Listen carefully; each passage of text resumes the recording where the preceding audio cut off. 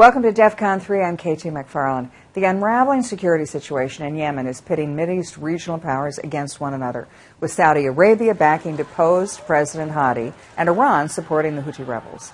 There are growing concerns a civil war in Yemen could create a wider conflict. Here with their take are Oren Adaki from the Foundation for the Defense of Democracies and retired Navy Commander Kirk Lippold. Kirk, let me go to you first. You were the commander of the USS Cole in 2000 when this all started, when the first attack, Al-Qaeda attack on America, on American forces came. So how do you look at the last 15 years? Well, essentially, in many ways, there's been no change, KT. When you look at Yemen itself, they still have an inability to have proper governance. They have an inability to provide for the people, to increase their economic opportunities there.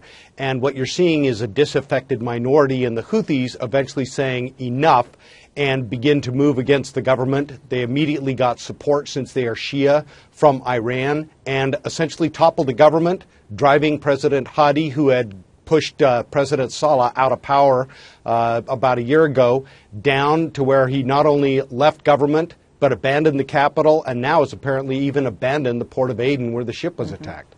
Oren, let me ask you, it sounds like every day we're getting somebody else is joining one side or the other in this giant chess game, where we've got the Egyptians have announced that they're going to join with the Saudis. Others, the Gulf Arabs, are also joining on the Saudi side. The Iranians have supported, the Iranian militias are supporting, the Houthis supporting. Is the entire region now just sort of manning up on one side or the other of what could be an entire regional civil war?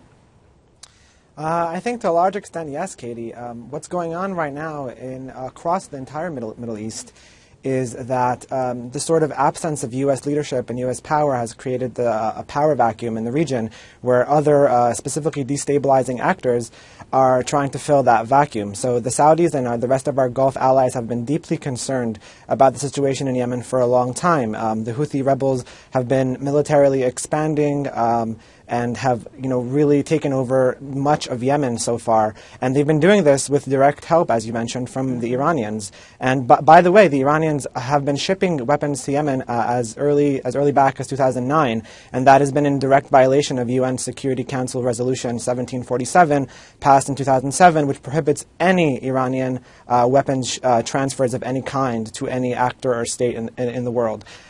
So, the real question here is, what is, in my perspective at least, is what is the U.S. and the rest of the international community going to do now that the Saudis, the Saudi-led campaign has sort of checked Houthi expansion in Yemen? Well, Kurt, let me turn to you.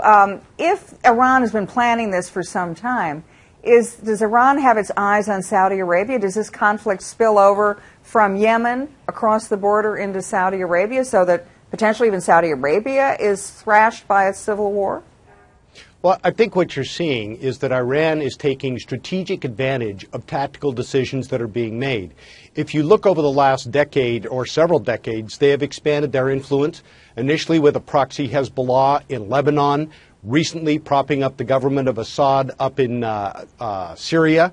When you look at what is going on in Iraq, clearly they have resolved their differences over a war that cost 1 million lives, and they're now working to try and help the Iraqis retake Tikrit. But obviously they're doing it at an immense cost. Now they are pushing over into Yemen. And what you're seeing with Saudi Arabia and the Egyptians is a line being drawn in the sand. Whether Saudi Arabia actually commits to put troops down there, what they are now sending is a very visible signal to the Iranian government that enough is enough. They do not want to create the larger sectarian fight down in a proxy state of Yemen. I think what they would rather see is the Iranians begin to back off. That's why it's critical that we get this nuclear agreement resolved, clearly to the satisfaction of both Republicans and Democrats here at home, to Israel on the international front. But the reality is we cannot afford to have a large sectarian fight breaking out in the country of Yemen.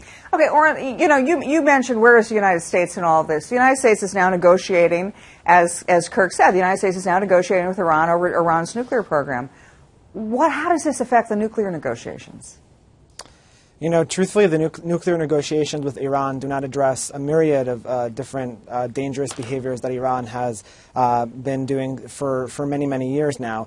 So the nuclear negotiations, according to the White House, are strictly about Iran's nuclear program. Unfortunately, many in Washington and beyond have called on Washington to press Iran in the negotiations to sort of leverage the negotiations in order to call them to account for their behaviors. But unfortunately, I do not think that the current administration, the White House, really wants to deal with that right now. They want to deal with the nuclear program at the moment, and they're sort of turning a blind eye to Iran's bad behavior throughout the region. Well, Kirk, the Middle East is a place that seems to escalate step by step by step. If this nuclear deal that we have with Iran, as Oren has pointed out, looks like it favors Iran, what happens to the other countries in the region? What do the Saudis do? What do the Egyptians do? What do the Turks do? Is this a zone where we could see a nuclear arms race in the next several years, Kirk? Potentially it could, but I would say it might be instructive to look a little bit at history. When the United States was negotiating nuclear arms agreements with the Soviet Union, we were doing those agreements in a stovepipe environment, SALT I, SALT II, even in the START Treaty. So the reality is what we are doing with the Iranians in looking just at the nuclear stuff, I think is fair and proper for the administration to be doing. The other issues can be addressed once we lock down the fact that we prevent Iran from getting a nuclear weapon. If we don't do that, all bets are going to be off. And at that point, Saudi Arabia is going to work with Pakistan. They are going to try and get a nuclear weapon themselves. And then you're going to see literally that arms race begin to occur within the Middle East, which nobody wants. Not us, not the Middle East countries, not the world. Oren, what do you think? I think Kirk is right in that regard that, past U.S. negotiations for nuclear treaties have been stovepiped.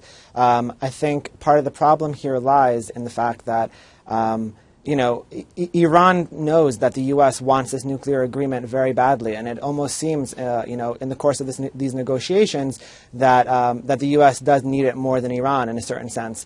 So the Iranians have been very aware of that, and they've been using these nuclear negotiations and what seems to be an apparent appeasement of Iran on the part of the White House in order to continue to extend their influence throughout the region and wreak havoc in places that are vitally important to U.S. national security. Well, thank you both for joining us.